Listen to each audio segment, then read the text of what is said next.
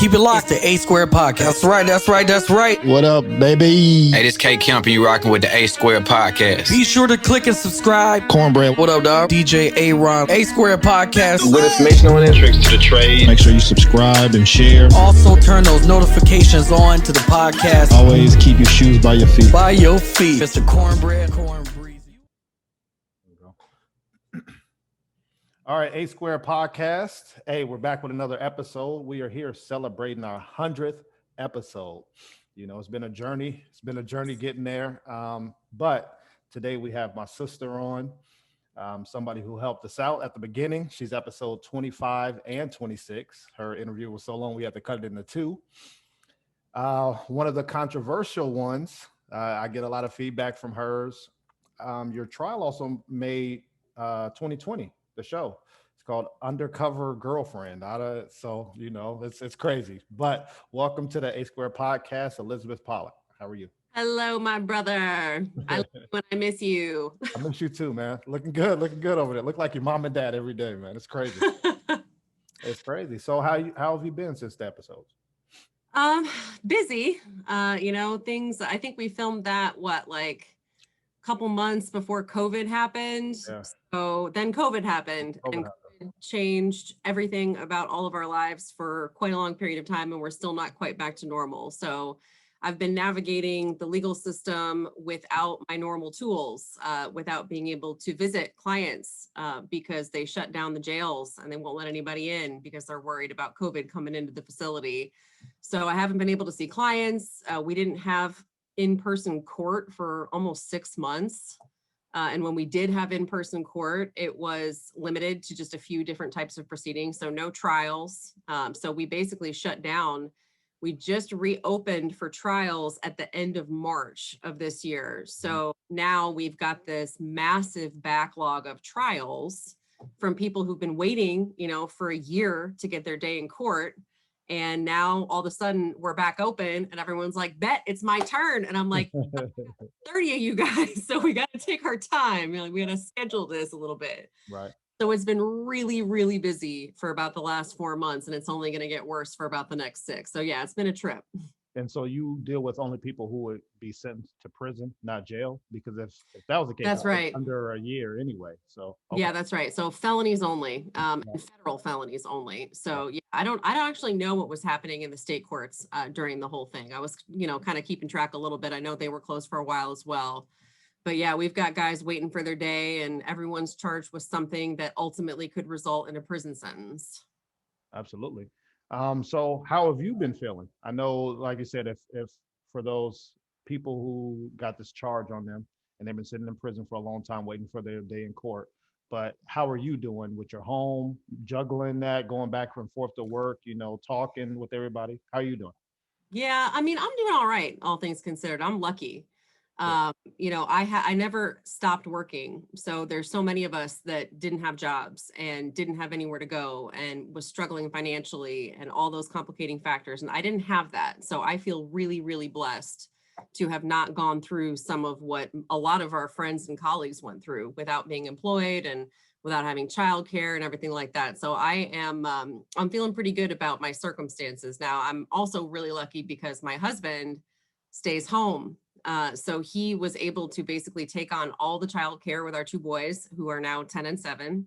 He was the one supervising, Zoom school when they were going to school in the living room, in their bedrooms. And so that was pretty complicated. But all in all, I was only home for about 3 weeks at the beginning of March and then a little bit into April. And then I went straight back to the office because it's really, it's almost impossible for me to do my job from home while there are kids present, because some of the subject matter that I talk about is really sensitive and really not appropriate for kids that age. And then I have Zoom court where, I can't really have a kid walking behind me going, Mom, I need a snack, and I'm like, sorry, Judge, just a second, Did you see so it was did you see complicated? Somebody had a cat face, like a cat. Oh, I did. Hilarious. There's actually, so if your listeners are interested, there's a couple of Twitter accounts that follow all the crazy ass shit that happened during COVID in online court. And there are some gems. I mean, the cat guy was funny. Yeah. There was one out of Chicago where it was like a cattle call with like 20 different people on there. In the middle box on the Zoom, there were two people just having sex. What? On camera. And I was like, well, that's messed up. What's the yeah. Twitter account? What's the Twitter account so the people can know? Oh, I got to look it up. I'll get back to you on that. I will definitely email you to put in the show notes because there are some gems on there. That's hilarious. But once again, this is Elisabeth Pollock. She helped us out, and we're celebrating our 100th episode. So what did you think about when I asked you to come on the show, and then maybe some of the feedback or your thoughts of the show when we aired it? Well, I mean, I love talking about my work. Because I think that there are a lot of misconceptions about public defenders all across the country. And, fundamentally, the way that I see my job is to make it clear, not only to, adequately represent my clients and give them the best that I have, but to also make clear to the public and to anybody who will listen that you need to have a little bit more empathy and a little bit more sympathy for the people that are in the position that my clients are in. Mm-hmm. A lot of people get judged incredibly harshly only based on the worst thing that they ever did. You committed X crime. You're obviously a terrible person. Let's lock you up for the rest of your life. And I do not believe in that. Mm-hmm. I think that everybody has a story to be told. Everybody has circumstances from which they came. Everybody is somebody's child. A lot of them are somebody's parents, siblings, and they all have a reason how they ended up in that position, how they ended up in that defendant's chair. And I think that society as a whole tends to write off people who have been convicted of crimes and just say, well, they did something bad, so that's it, they're out. They're out as a member of our society. They're out as a human being. Mm-hmm. And they get treated incredibly harshly by everyone without anyone really caring or looking deeper at the circumstances of what brought them to that point, and also checking out the actual really good, high quality, redeeming circumstances about that person. And I hate that. I hate that for my clients, and I hate that for our system of justice. So any opportunity that I have to give my speech and say my spiel about how everyone needs to give a little bit more respect and consideration to these individuals. They are still humans. They deserve to be treated as such. And it's really easy for people just to write them off. And I hate that. So I always enjoyed the opportunity to talk about why I became a public defender, why I will never want to be anything other than a public defender, and why you might want to just give a little bit of thought to those people who are currently incarcerated, because they are full-fledged human beings with feelings, emotions, and families.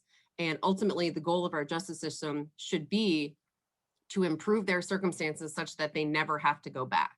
And too much of our system is focused only on punishment and not on rehabilitation, not on redemption, not on training, not on resources, because nobody wants to give those precious resources to people who they think don't deserve it. And if you commit a crime, a lot of people think you don't deserve it, and that's just wrong.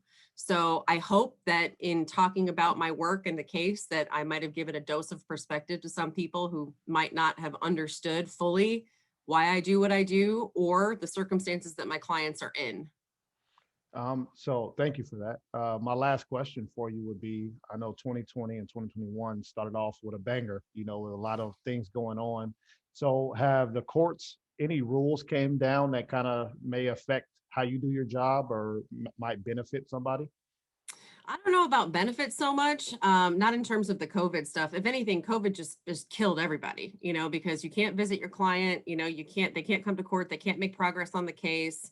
There's actually litigation going on right now because some courts got sick of waiting. And so they were conducting sentencing hearings and even trials by Zoom. Man. And it's just not like the process of that just really deprives people of what I would consider high quality representation. So that has been really negative. But in terms of, how Congress has responded to it, there's been some decent new laws passed. And I think that, the COVID situation, like, for example, they expanded the ability of prisoners to seek compassionate release. It used to be that the only way to get compassionate release from prison was you had to have three things. Number one, you either had to be over 70 and dying, or number two, you had to have a family member or somebody else that literally could not care for themselves, and you were the only person available who could care for them. Right. And number three, they have this thing called extraordinary and compelling circumstances, which can be a mix of those two things. But the only way to get compassionate release was if the warden of the prison made a direct request to the court. And you can guess how many times that has happened in history. So Congress took a look at that. Maybe once. How many? Yeah, it's like never happens. I mean, there's literally, they just never do it. And so Congress took steps to expand the ability for inmates to seek compassionate release. And now a defendant can ask for compassionate release. It doesn't have to come from the warden anymore. And they also expanded the criteria so that if you were at high risk of serious illness or even death as a result of COVID-19, and we got a lot of inmates who are elderly, a lot of inmates with health problems, asthma, diabetes, high blood pressure, et cetera. And if they got COVID in the prison, they could die. And once COVID enters a facility, it's there. I mean, it's not going anywhere. It's spreading all over the place. And there have been hundreds and hundreds of deaths among inmates in the Federal Bureau of Prisons. And I know that there have been in state prisons as well as a result of COVID. So the only good possible thing that came out of all this was that I was able to get 10 guys out at the end. So way before their sentences were set to expire, they put in a request with the court for compassionate release based on their health conditions. The court takes a look at how they've performed while they were in custody.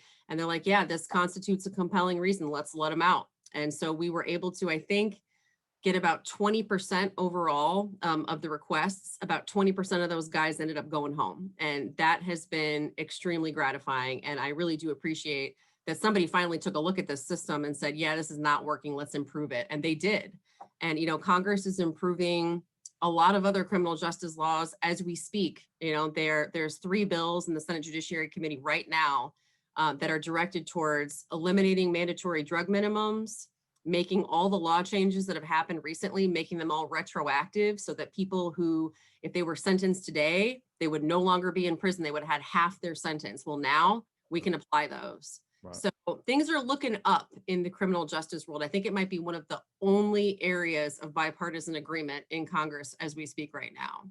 But it is looking up, and I hope to see more of that change coming in the future. Okay, thank you. So do you have any last words for our listeners out there, or how they can reach you or anything if they got more questions? Smash that subscribe button. That's what I'm talking about.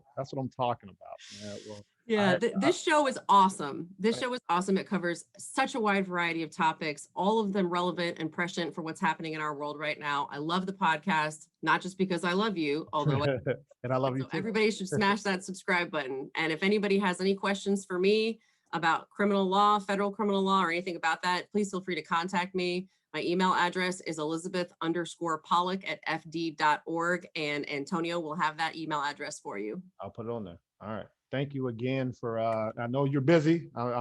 Hopefully I didn't take somebody from getting free right now, so get back to it. But we're love you. We're good. We love you and appreciate you coming on the podcast again. All right. Love you, man. All right. A Square Podcast. We're out.